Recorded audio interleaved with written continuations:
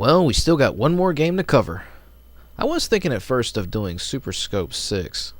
Fun game, yes, but there's one other game that I probably spent the most time playing out of the 4 games I owned. So, without further ado, here's the last one.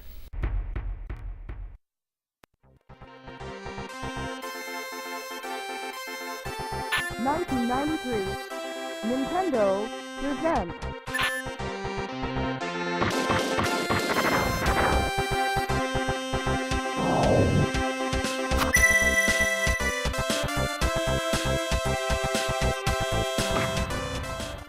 Mortal Kombat Falcon's Revenge is the actual sequel to the popular game Battle Clash. This game was released a year later near the end of '93 after Battle Clash's release. Sadly, this game didn't get noticed as much as the first game did. I think it was around the time when the fad for the Super Scope had finally started to really die down.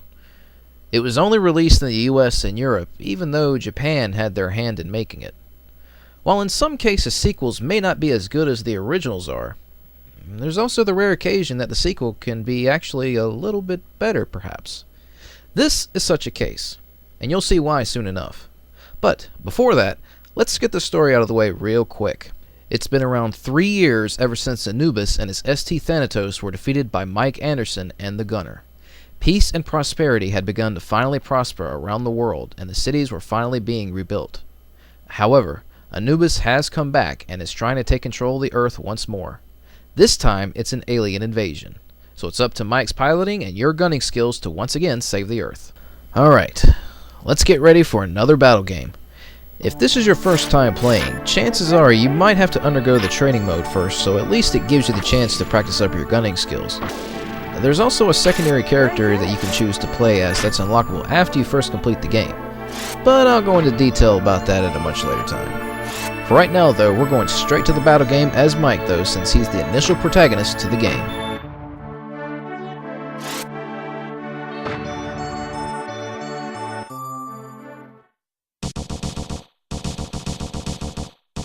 Our first stop will be in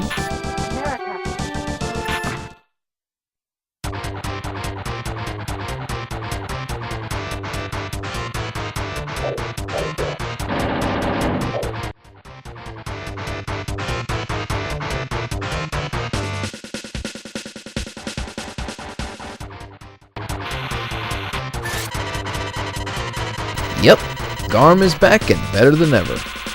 Well, he's still the same old Garm as before, only much more of a buffed up version of himself. Anyways, he's once again the perfect test subject for getting down the new Trouble Bolt shot that you can do now in the game. His chest is usually the main target as usual, so you'll want to concentrate on that. Just keep yourself guarded from enemy fire while attacking when you can, and he's toast. Oh, by the way, try to refrain from using your bombs this time, as if you win in the battle without using one, you'll gain an extra one to carry over to the next battle. You can stack up to 5 bombs.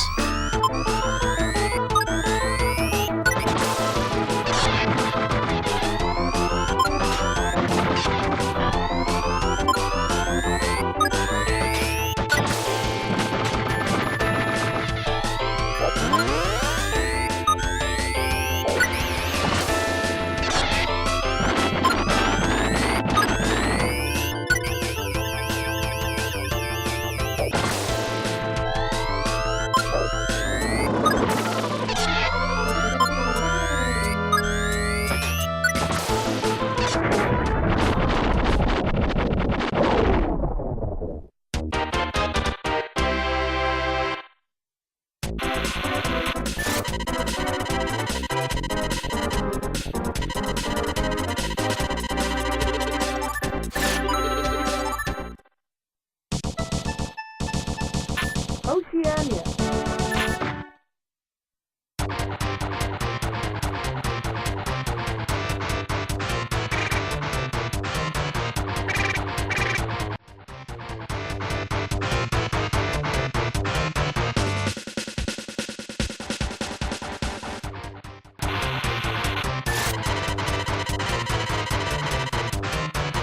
Wait a sec.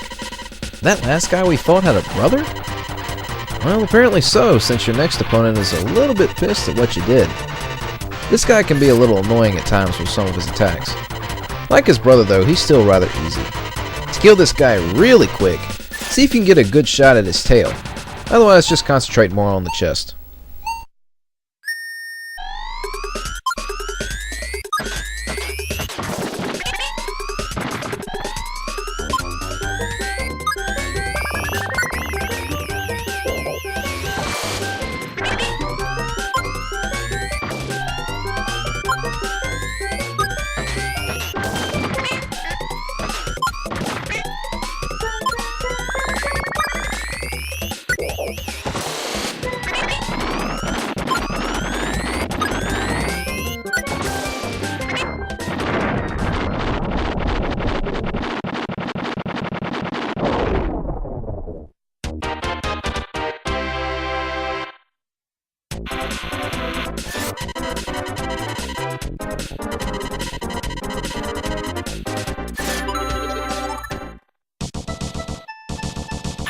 Asia.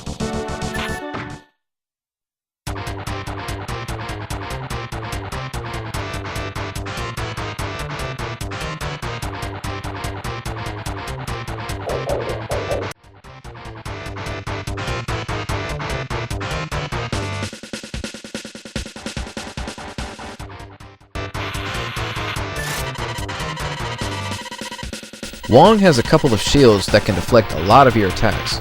Also, since you're fighting at the Great Wall, the bottom part of his ST is mostly protected as well. There are a number of ways to cut his defenses down though. One way is by taking down his shields by hitting the joints that connect them. They can only be seen when Wong is facing sideways though.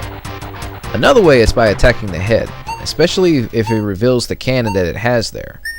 Just watch out for any power shots he may try and throw at you. Other than that, he's not too bad.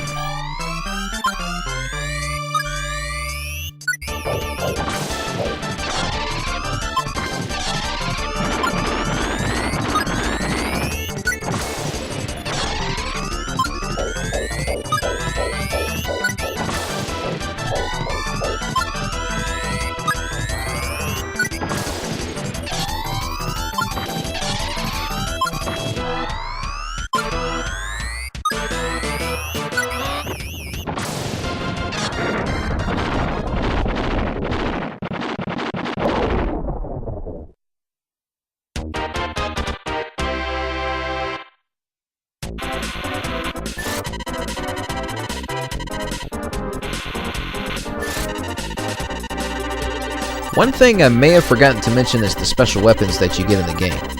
From what I've learned, the way you get one depends on how much time you spent in fighting your opponent. In this case with Wong, if you go longer than 25 seconds before winning the battle, you'll get the neutron beam. Although, I strongly recommend not using it.